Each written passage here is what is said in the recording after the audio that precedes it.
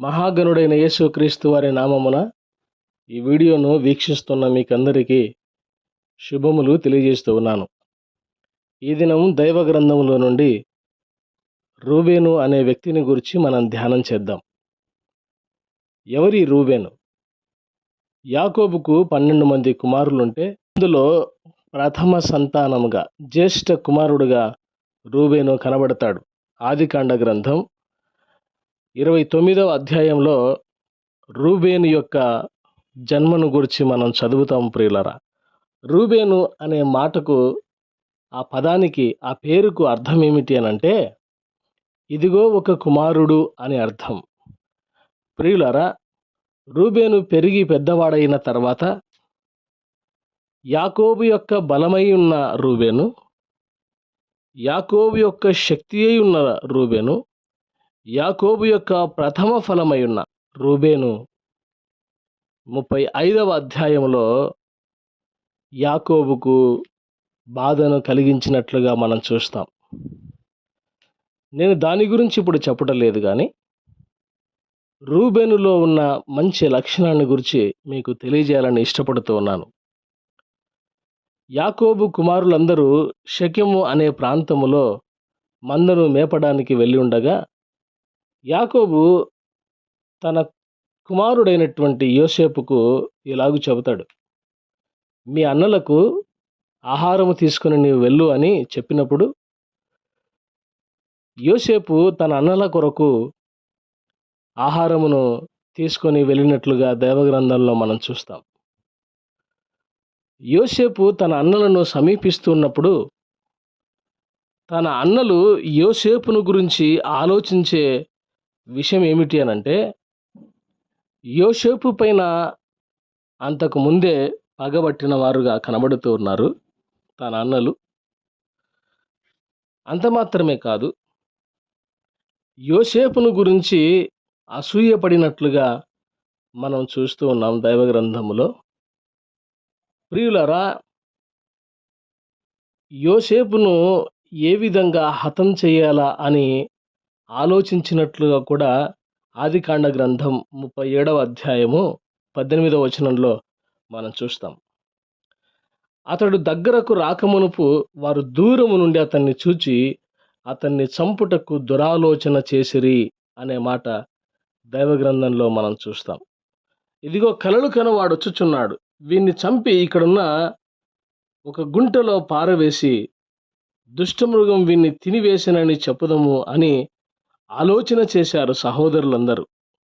ప్రియులారా, ఈ విధంగా ఆలోచన చేస్తూ ఉన్నప్పుడు జ్యేష్ఠుడైన రూబేను, గమనించాలి ప్రియులారా, యాకోబు పెద్ద కుమారుడైన రూబేను ఒక చక్కని మాటను అక్కడ చెప్పినట్లుగా మనం చూస్తాం ప్రియులారా. 21వ వచనంలో గమనిస్తే, రూబేను ఆ మాట విని మనము వానిని చంపరాదని చెప్పి వారి చేతులలో పడకుండా అతనిని విడిపించెను. ప్రియులారా, రూబేనులో ఉన్న మంచి లక్షణం ఏమిటో తెలుసా? రూబేను బాధ్యత కలిగిన వాడిగా కనబడుతూ ఉన్నాడు. తన తమ్ముళ్ళ ఎడల బాధ్యత, కుటుంబం ఎడల బాధ్యత, తాను వెళ్ళిన పని ఎడల బాధ్యత కలిగి తిరిగి తన తండ్రికి సమాచారాన్ని చేరవేయాలి. తిరిగి తన తండ్రికి తాను ఏ పని చేశాడో దాన్ని అప్పగించాలి. తన తమ్ములను అప్పగించాలి, తాను చేసిన పనిని కూడా అప్పగించాలి కదా ప్రియులారా. ఆ కారణాన ఇక్కడ రూబేను ఒక చక్కని మాట తన తమ్ముళ్లకు చెప్పినట్లుగా మనం చూస్తాము ప్రియులారా. మనము వారిని చంపరాదని చెప్పి వారి చేతులలో పడకుండా అతన్ని విడిపించెను అనే మాట మనం చూస్తున్నాం. గమనించారా? యోసేపును చంపాలనుకున్నది వారి అన్నలే, కానీ అందులో రూబేను లేనట్టుగా కనబడుతూ ఉంది ప్రియులారా. రూబేను యోసేపును చంపాలన్న ఆలోచనే రూబేనుకు లేదు. ఎందుకు అనంటే, రూబేను తన తమ్ముని ఎడల బాధ్యత కలిగినటువంటి వాడు. తన తండ్రి బలాతిశయముగా ఉన్నటువంటి రూబేను తన తండ్రికి తన తమ్ముణ్ణి తీసుకొని అక్కడికి క్షేమంగా చేర్చాలని ఆశ కలిగినటువంటి వాడు. ప్రియులారా, ఎంత మంచి ఆలోచన కలిగినటువంటి వాడండి. మిగతా అన్నలు అందరూ చంపాలని ఆలోచన చేసినప్పుడు వారందరిలో ఒక మాట ఆయన మాట్లాడినట్లుగా మనం చూస్తాం. రూబేను అతనిని యోసేపును తండ్రికి అప్పగించుటకై వారి చేతులలో పడకుండా అతన్ని విడిపింపదలచి అనే మాట 22వ వచనంలో 37వ అధ్యాయం 22వ వచనంలో మనం గమనిస్తాం ప్రియులారా. అంత మాత్రమే కాదండి, వారి చేతుల్లో పడకూడదని ఆలోచించిన వాడు రక్తమును చిందించకండి అని తన తమ్ములకు బుద్ధి చెబుతున్నట్లుగా కూడా మనం చూస్తాం. అతనికి హాని ఏమీ చేయక అనే మాట మనం గమనిస్తూ ఉన్నాం ప్రియులారా. 22వ వచనంలో మనం చూస్తాం, అతనికి హాని ఏమీ చేయక తన తమ్ముని ఎడల బాధ్యత కలిగినటువంటి వాడు, తన తమ్ముని ఎడల ప్రేమ కలిగినటువంటి వాడు. అందుకే అందరూ చంపాలనుకున్నా కూడా రూబేను మాత్రం ఏం చేస్తున్నాడు, తన తమ్ముణ్ణి చంపరాదని వారికి బుద్ధి వచ్చినట్లుగా చెప్పినట్లుగా మనం చూస్తూ ఉన్నాం. ప్రియులారా గమనించండి, రూబేను బాధ్యత మరవలేదండి. గమనించారా? అంతకు మునుపు యోసేపు, అన్నలారా మీరందరూ నాకు నమస్కారం చేస్తారని ఒక కలభావాన్ని చెప్పినప్పుడు అందరూ సనుగుకున్నారేమో, బాధపడ్డారేమో, ఇబ్బంది పడ్డారేమో, కానీ రూబేను మాత్రం అవేవి మనసులో పెట్టుకోలేదు ప్రియులారా. యోసేపును సంరక్షించడానికే ఇష్టపడినటువంటి వాడు. గమనించారా? దేవుని ప్రణాళికను నెరవేర్చుటలో సహాయపడినటువంటి రూబేను కనబడుతున్నాడు ప్రియులారా. రూబేను బాధ్యత ఎంత గొప్పదండి. ఐగుప్తుకు ఫరో తర్వాత ఫరో లాంటి వ్యక్తిని అందించిన ఘనత దేవుని తర్వాత రూబేనుదే కాదా? ఎంత బాధ్యతను కలిగి ఉన్నాడండి రూబేను.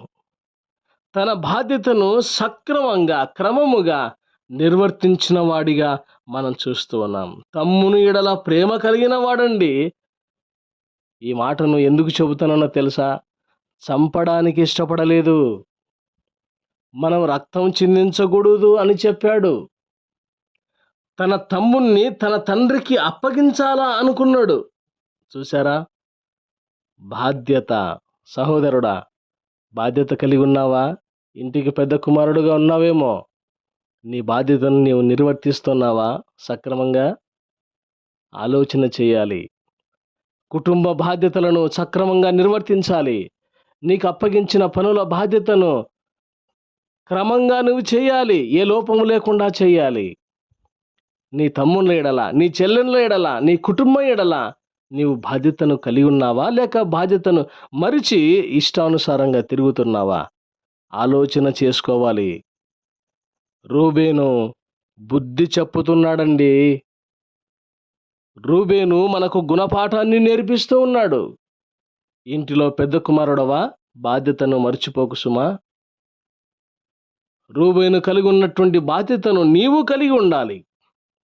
తమ్ముళ్ళ ఎడల ప్రేమను, తమ్ముని ఎడల బాధ్యతను నెరవేర్చిన రూబేనుగా కనబడుతున్నాడు. జాగ్రత్తగా మనం గమనిస్తే చూడండి, దైవ గ్రంథములో ఆ మాటను మనం జాగ్రత్తగా గమనించవచ్చు. ప్రియులారా, 29వ వచనాన్ని మనం గమనించినప్పుడు, రూబేను ఆ గుంటకు తిరిగి వచ్చినప్పుడు యోసేపు గుంటలో లేకపోగా అతడు తన బట్టలు చింపుకొని అనే మాట మనం చూస్తాం.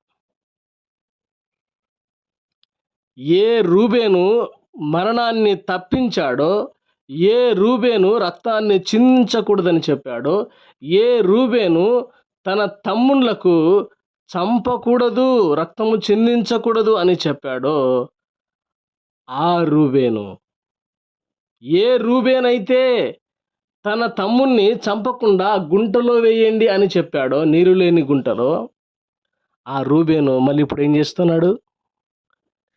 తిరిగి మరలా ఆ గుంట దగ్గరకు తిరిగి వచ్చినాడు ప్రియులారా. ఎందుకు వచ్చాడో తెలుసా?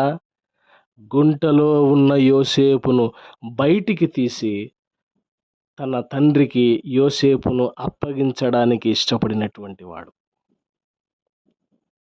రూబేను బాధ్యత చాలా గొప్పగా ఉందండి. వారి అన్నలు చంపడానికి ప్రయత్నం చేస్తున్నారు. వారి అన్నలు అసూయతో నిండి ఉన్నారు. వారి అన్నలు మరీ అసూయ పన్నారు, పగబట్టినారు, మరి పగబట్టినారు. రూబేను మాత్రం తన బాధ్యతను నిర్వర్తించాలని ఆ సమయంలో కూడా తాను ఆలోచిస్తూ ఉన్నాడు. గుంటలో వేసి వారి పని వారు చేసుకుంటారులే, తర్వాత నేను గుంట దగ్గరికి వెళ్ళి తమ్ముణ్ణి బయటికి తీసి తన తండ్రికి అప్పగించాలని ఆశతో రూబేను అక్కడికి వెళ్ళాడు. కానీ యోసేపు అన్నలు యోసేపును గుంటలో నుండి బయటికి తీసి ఇష్మాయిలీయులకు అమ్మివేసినట్లుగా మనం చూస్తాం. రూబేను 29వ వచనంలో గుంటకు తిరిగి వచ్చినప్పుడు యోసేపు గుంటలో లేకపోగా అతడు తన బట్టలు చింపుకొని, ప్రియులరా, బాధపడ్డాడు, వేదన పడ్డాడు. మనం చూస్తూ ఉన్నాం. ఇదే సంగతి యాకోబుకు చెప్పినప్పుడు, కుమారుడు లేడు, చనిపోయాడు, దుష్టమృగము తినింది అని చెప్పినప్పుడు యాకోబు ఏ విధంగా బట్టలు చింపుకొని రోదన చెందాడో రూబేను కూడా రోదన చెంది ఉంటాడు. ప్రియులరా, తన తమ్ముడు దేవుని ప్రణాళికలో సహాయకుడిగా ఉన్నట్టుగా మనం చూస్తూ ఉన్నాం. రూబేను నుండి మనం నేర్చుకోవాల్సిన బాధ్యతలను నేర్చుకొని దేవునికి మహిమకరంగా జీవిద్దాం. దయగల దేవుడు ఈ మాటలను ఆశీర్వదించునుగాక. ఆమెన్.